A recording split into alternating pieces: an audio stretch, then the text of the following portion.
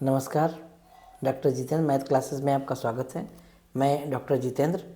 आज हम शुरू करेंगे मैथमेटिक्स में सीक्वेंस एंड सीरीज़। तो हमारा टॉपिक है आज का सीक्वेंस एंड सीरीज़। तो इसमें हम देखेंगे कि जब भी सीक्वेंस की बात करेंगे ये हम रियल सीक्वेंस की बात करेंगे। तो हम ये देखेंगे सीक्वेंस क्या है, फिर रियल सीक्वेंस की बात करेंगे, उसके बारे में बताएंगे क्या होता है डोमेन और रेंज, बाउंडेड सीक्वेंस। ये हमारे टॉपिक हैं, हम इनको आज टॉपिक को क्लियर करेंगे। ठीक है, आगे बढ़ते हैं, हम देखते हैं सीक्वेंस क्या है आखिर। तो रियल सीक्वेंस, जब भी रियल सीक्वेंस, एक्चुअली जो सीक्वेंस है हमारा वो फंक्शन पे बेस्ड है। तो जैसे हमने देखा सीक्वेंस हमारा फंक्शन पे बेस्ड है, तो हम रियल सीक्वेंस में क्या देख रहे हैं कि a function whose domain is the set of natural number and range a set of real number is called a real sequence. तो फंक्शन क्या है हमारे पास, एफ क्या है n/r। जब भी सीक्वेंस हमारा डिफाइन होगा एक फंक्शन होगा n/r फंक्शन होगा जो नेचुरल नंबर से रियल नंबर की तरफ मैप कर रहा होगा। तो जब फंक्शन की बात हम करते हैं, जब भी हम फंक्शन की बात करते हैं तो क्या मान लिया a to b हमारे पास कोई फंक्शन है, a to b हमारे पास कोई फंक्शन है। अच्छा, जब फंक्शन है तो डोमेन और कोडोमेन भी डिफाइन होगा। तो a हमारा क्या होता है डोमेन और b क्या है हमारे पास कोडोमेन। ठीक है, a डोमेन है, b कोडोमेन है। अब देखो एक डोमेन है,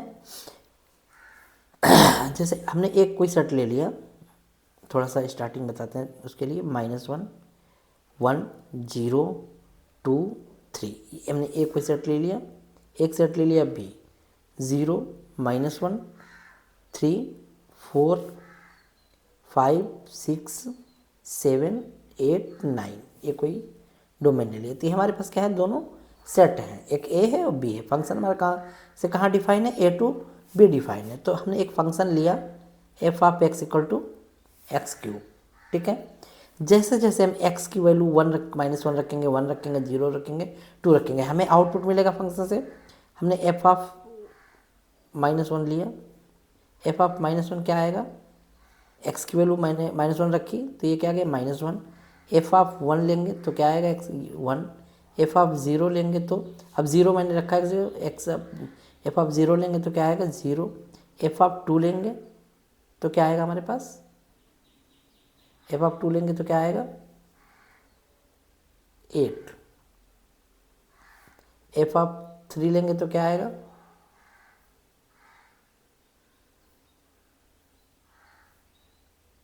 27 आया, है ना।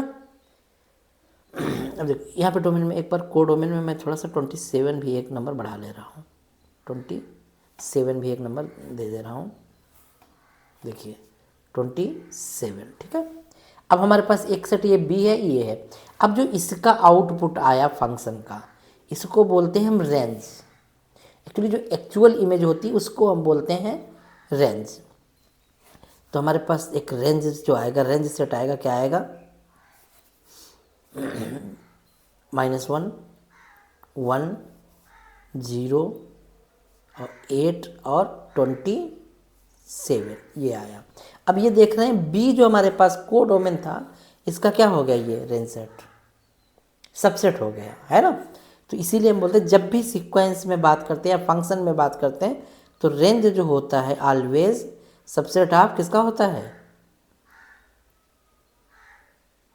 कोडोमेन का। रेंज जो होता है ऑलवेज सबसेट होता है कोडोमेन का। तो बात रही, अगर हमने बताया कि सीक्वेंस जो हमारा है फंक्शन पे डिफाइन है, फंक्शन पे डिफाइन है तो फंक्शन पे जब कोई सीक्वेंस डिफाइन है तो क्या होगा, यहाँ पर डोमेन भी होगा, कोडोमेन भी होगा, रेंज भी होगा। तो ये होता है फंक्शन में कैसे डिफाइन है सीक्वेंस, ये बता दिया बेसिक। और इसके लिए आप फंक्शन जानने के लिए बहुत सारी चीज़ें आप एनसीईआरटी की भी हेल्प ले सकते हैं। तो अब हम बात करेंगे सीक्वेंस की। जब हम बात करेंगे सीक्वेंस की, ये सीक्वेंस हमारा डिफाइन है रियल नंबर से। अब सेट ऑफ नेचुरल नंबर ये क्या है, सेट सॉरी एन क्या है, set of natural number are क्या है, सेट ऑफ रियल नंबर। ठीक है, ये हमारा फंक्शन डिफाइन है एन टू आर। अब देखो हमारे पास कोई फंक्शन डिफाइन है एन टू आर, जब भी हम सीक्वेंस डिफाइन करते हैं तो कुछ इस तरह डिफाइन करते हैं। जैसे मैंने इसको हम डिनोट करते हैं, सीक्वेंस को जनरली हम डिनोट करते हैं डिनोटेड बाई, कैसे, या तो कुछ लोग एक्सएन से डिनोट करते हैं, या फिर एन से डिनोट करते हैं, या कुछ लोग एफ एन से डिनोट करते हैं। इन तरह से हम सीक्वेंस को डिनोट कर सकते हैं, है ना। अब देखिए, अब हमने एक सीक्वेंस, पहले हम बताते हैं आपको सीक्वेंस है क्या। तो हम एक सीक्वेंस ले लेते हैं, एक सीक्वेंस लिया, मैं जनरली ए एन से डिनोट करता हूँ अपने नोट्स में। तो ए एन इक्वल्स टू क्या होगा, 1/n, और सच that's for all N belongs to N. ठीक है, ये एक सीक्वेंस ले लिया मैंने, A N equals to 1/n for all N belongs to N. N कहाँ से, एन नेचुरल नंबर से बिलोंग कर रहा है। ठीक है, तो इसका मतलब क्या हो गया, ये हमने एक सीक्वेंस डिफाइन किया, A N equals to 1/n for all N belongs to N. इसका मतलब हो गया कि हमारे पास कोई सीक्वेंस है जो सारे टर्म्स के नेचुरल नंबर से आ रहे हैं। ठीक, मैंने बोला था फंक्शन पे बेस्ड है, तो अब इसकी वैल्यू इसको टर्म वाइज में एक अलग अलग निकाल लेते हैं। जब भी हम A1 क्या N1 लेंगे तो ये क्या आएगा, हमारी वैल्यू 1 आएगी। ए जब 2 लेंगे, सॉरी एन जब 2 लेंगे तो ये 2 क्या आएगा, 1/2 आएगा।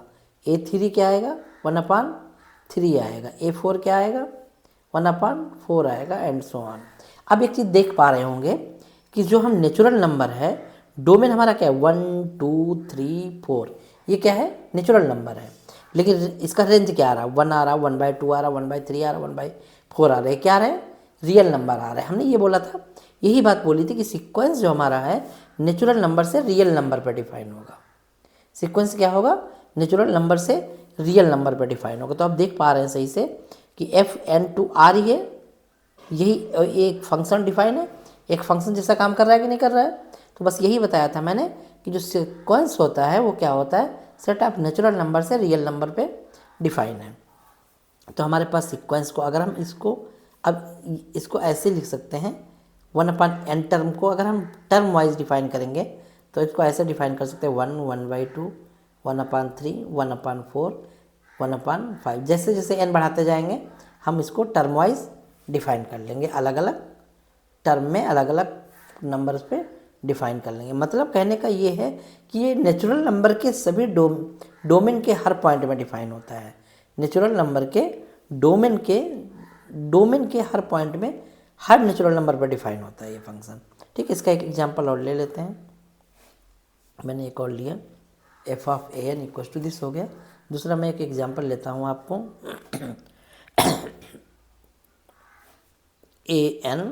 an क्या हो गया, दूसरा एग्जांपल लेता हूँ, an equal to -1n for all n belongs to n, है ना। क्या लिया, इसको टर्म वाइज डिफाइन किया मैंने, a1 क्या आ गया, -1, a2 क्या आएगा 1, a3 क्या आएगा -1, a4 क्या आएगा 1, एंड सो ऑन।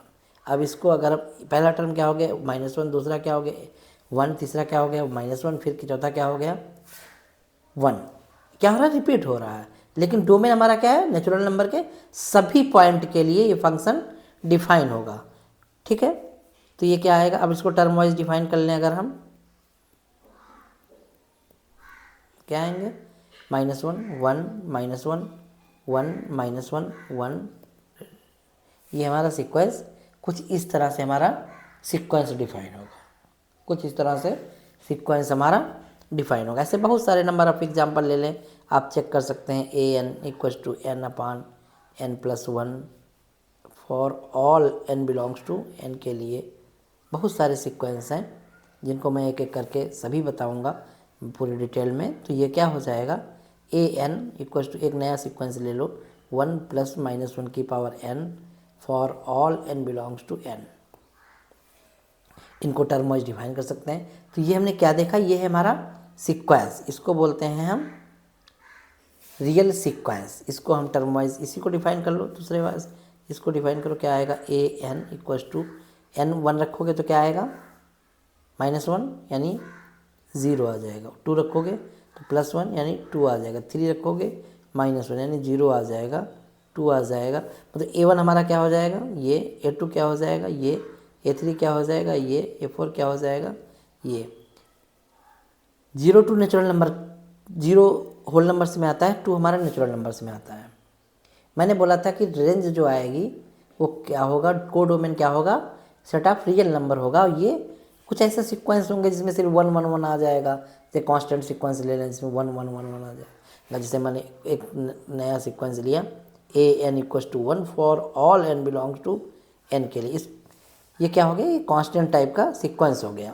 अब कैसे, जैसे इसमें आप A1 रखो तब भी 1 आएगा, A2 रखो तब भी 1 आएगा, A3 रखो तब भी 1 आएगा, इसके टर्म 1 1 1, ये सारे क्या है, तो रियल नंबर, नेचुरल नंबर ही हैं।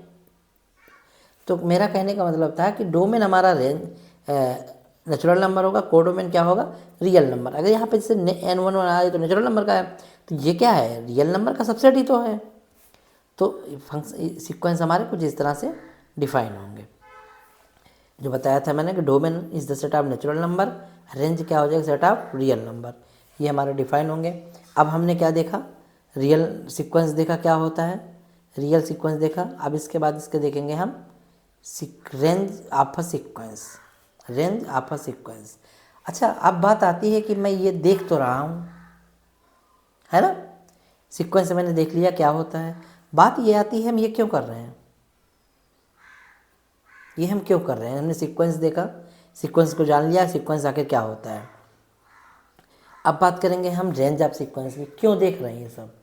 एक्चुअली जब भी हम सीक्वेंस की बात करते हैं रियल में, तो हमारे पास एक ही क्वेश्चन आता है, वो पूछता है ऑलवेज, कभी भी आपके एग्ज़ाम में जब भी पूछता है तो सीक्वेंस के बारे में पूछता है, तो वो पूछता है टेस्ट ऑफ कन्वर्जेंस क्या होता है।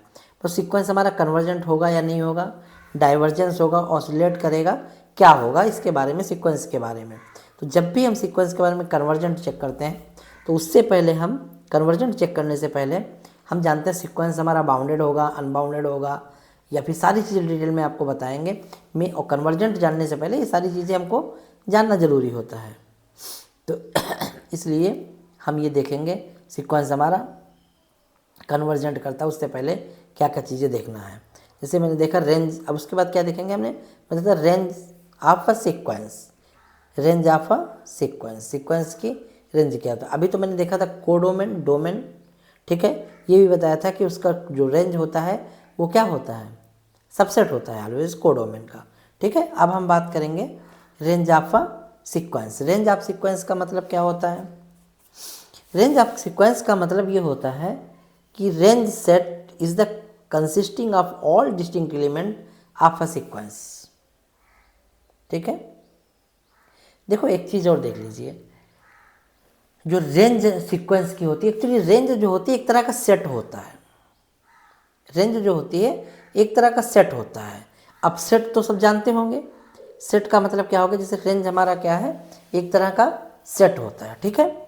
अब जब सेट हम कोई डिफाइन करते हैं तो एक चीज़ ध्यान देते होंगे कि सेट में जो भी नंबर होते हैं उनको हम एक प्लेस से दूसरे प्लेस पे रिप्लेस कर सकते हैं। जैसे मैंने एक सेट डिफाइन किया 1 2 3 या ए के नाम से, या मान लो बी, हमने कोई सेट डिफाइन किया ABC, ये सेट डिफाइन किया, ठीक है। मैंने बोला रेंज जो होता है एक तरह का सेट होता है, ठीक, लेकिन सीक्वेंस सेट नहीं होता। रेंज के एलिमेंट, सॉरी, सेट के एलिमेंट को आप एक दूसरे से दूसरे प्लेस पे रिप्लेस कर सकते हैं। जैसे मैं इसको ऐसे लिख दूं BAC, ये सेम है, जो ये है वही ये है, दोनों सेट हमारे सेम है, लेकिन सीक्वेंस में ऐसा पॉसिबल नहीं है। सीक्वेंस हमारा, जैसे सीक्वेंस मैंने डिफाइन किया AN = 1/n for all n belongs to n के लिए। A1 क्या आया मेरे पास, देख रहे होंगे, A1 क्या आया हमारे पास 1, अभी जैसा मैंने बताया सीक्वेंस। A2 क्या 1/2, A3 क्या आया 1/3, A4 1/4, ऐसे, ठीक है। मतलब n की वैल्यू 2 के लिए 1/2 आया, 1 की वैल्यू 3 के लिए 1/3 आया, n की वैल्यू 1/4 के लिए 4 आया। अब देखो n डोमेन है, फंक्शन हमारा, सीक्वेंस हमारा क्या होगा, सभी के लिए डोमेन के हर पॉइंट पे डिफाइन होता है, ऐसा मैंने बोला था अभी जस्ट पिछली क्लास में। अभी दिखा देता हूँ कैसे नहीं होता। अब अगर हम इसको रिप्लेस चेंज करते हैं एक दूसरे को 1, 1/3, 1/2, 1/4। अब a जब हम 2 रखेंगे, n जब हम 2 रखेंगे तो ये 2 हमारा क्या आएगा 1/2, लेकिन यहाँ सेकंड प्लेस पे क्या है 1/3 है, दैट इज नॉट सेम, दोनों ये सेम नहीं होंगे। तो मेरा कहने का मतलब था जो सेट है उसके किसी भी प्लेस पे एक दूसरे के एलिमेंट को रिप्लेस कर सकते हैं, लेकिन सीक्वेंस में ऐसा नहीं कर सकते हैं। ये हमने इसलिए बताया क्योंकि मैंने ये बताया कि जो रेंज ऑफ सीक्वेंस होता है वो एक तरह का सेट होता है। रेंज ऑफ सीक्वेंस जो होता है एक तरह का सेट होता है ना। अब बात करेंगे सीक्वेंस की। जैसे मैंने अभी एक बात बताई थी कि जो रेंज ऑफ सीक्वेंस जो मैंने सीक्वेंस में बताया था कि 1/n लिया था, जो मैंने 1 to A1 A2 A3 define किया, उसको मैं अलग अलग बदल नहीं सकते हैं। तो मैंने एक बात बताई थी अभी जस्ट कि जो सीक्वेंस होता है वो अपने डोमेन में या नेचुरल नंबर के हर पॉइंट पर डिफाइन होता है। तो पहले हम ये देखें कि सीक्वेंस आखिर होता क्या है। पहले सीक्वेंस और डिफाइन होगा सीक्वेंस है कि नहीं है। जैसे मैंने an ले लिया 1/n-2 for all n belongs to n। अब ये बताओ सीक्वेंस है कि नहीं है। मैंने बोला सीक्वेंस जो होता है अपने हर पॉइंट पे अपने हर नेचुरल नंबर के पॉइंट पे डिफाइन होता है। अब जैसे हम a2 रखेंगे तो क्या आएगा 2 - 2 मतलब 1/0, यानी इन्फिनिटी की तरफ टेंड कर जाएगा। तो a2 क्या होगा, सेकंड टर्म सीक्वेंस का डिफाइन नहीं होगा। तो ये क्या हो गया, ये सीक्वेंस नहीं है। समझे बात, ये सीक्वेंस नहीं होगा, है ना। तो सबसे पहले सीक्वेंस को रेंज निकालने के लिए या सीक्वेंस के आगे बात करने के लिए पहले हमको ये पता होना चाहिए कि वो सीक्वेंस आखिर है कि नहीं है। तो अब बात करेंगे हम रेंज ऑफ अ सीक्वेंस। तो मैंने बताया कि जो रेंज होता है सीक्वेंस का वो एक तरह का सेट होता है। तो range set is the consisting of all distinct element of a sequence. Sequence के सारे अलग अलग एलिमेंट जो होते हैं उन पे वो सारे रेंज सेट के एलिमेंट होते हैं। जैसे फॉर एग्जांपल मैं एक एग्जांपल लेता हूँ, आपको बताता हूँ। एग्जांपल फर्स्ट में लेता हूँ an equals to -1n for all n belongs to n। ठीक है, ये हमने सीक्वेंस लिया। अब इसको निकालो, टर्म वाइज डिफाइन करो, क्या होगा -1 1 -1 1 -1 1 -1 1 ये हमारा क्या हुआ, सीक्वेंस है। अब इसका हमें रेंज सेट निकालना है। हमने बोला था रेंज सेट रेंज होता है सीक्वेंस का, वो एक तरह का सेट होता है। तो इसको सेट की तरीके से हम डिफाइन करेंगे।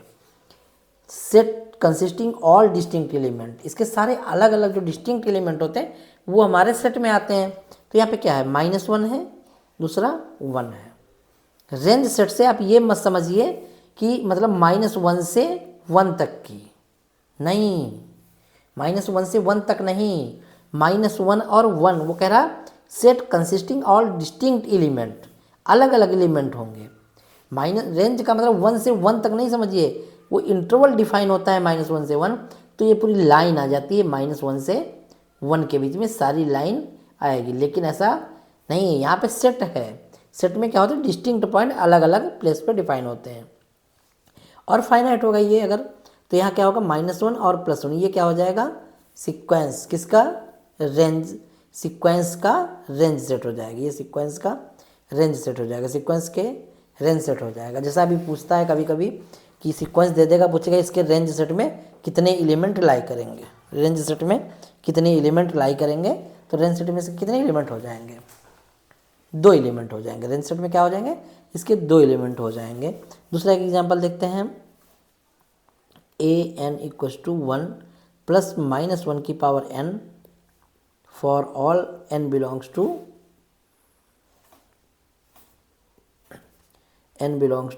n के लिए। ठीक है, n बिलोंग्स टू n। इनको देखो एक बनाओ सीक्वेंस के टर्म में, टर्म वाइज डिफाइन करो, क्या होगा। यहाँ 1 रखो, n डोमेन के हर पॉइंट पे डिफाइन होता है, तो सेट ऑफ नेचुरल नंबर के हर पॉइंट पे डिफाइन होगा। तो यहाँ पे रखो 1 रखो, तो क्या आएगा -1 0, 2 रखोगे तो 1 आ जाएगा, 2 फिर 0 2 0 2, ये क्या आ जाएंगे, ये हमारे सीक्वेंस के टर्म हैं। अब हमको रेंज सेट पता करना है, रेंज सेट पता करना है, रेंज सेट निकालना है। तो रेंज सेट क्या हो जाएगा, डिस्टिंक्ट एलिमेंट रिपीट ना करें, अलग अलग एलिमेंट तो 0 है, सीक्वेंस के डिस्टिंक्ट एलिमेंट है, समझ रहे हैं बात, सीक्वेंस के डिस्टिंक्ट एलिमेंट हैं 0 2, इसके अलावा सारे रखेंगे तो कुछ भी होंगे वो रिपीट कर जाएंगे। तो ये रेंज सेट क्या हो गया, 0, 2, नंबर ऑफ एलिमेंट कितने हो जाएंगे इसमें,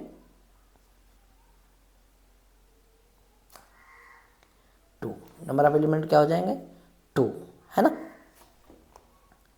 एक अगर सीक्वेंस और ले लें हम,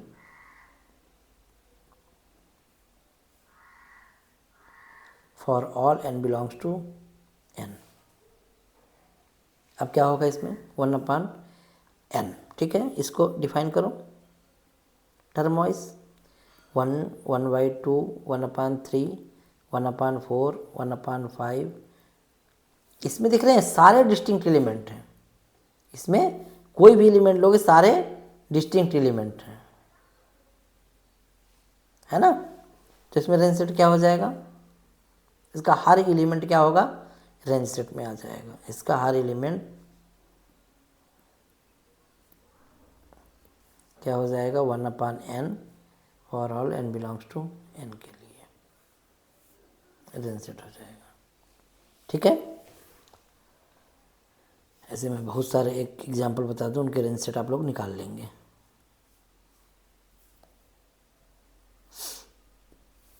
रेंज सेट निकालने के लिए बहुत सारे मैं एग्जांपल आपको बता दूं तो आप रेंज सेट निकाल लेंगे। जैसे मैंने एक बताया आपको 1/n अपॉन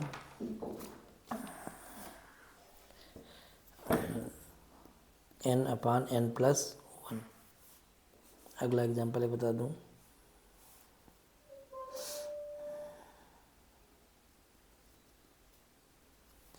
इनमें सब में एक कॉमन चीज़ for all n belongs to n के लिए होगा, ठीक है, सभी n के लिए n बिलोंग करेगा, ठीक है।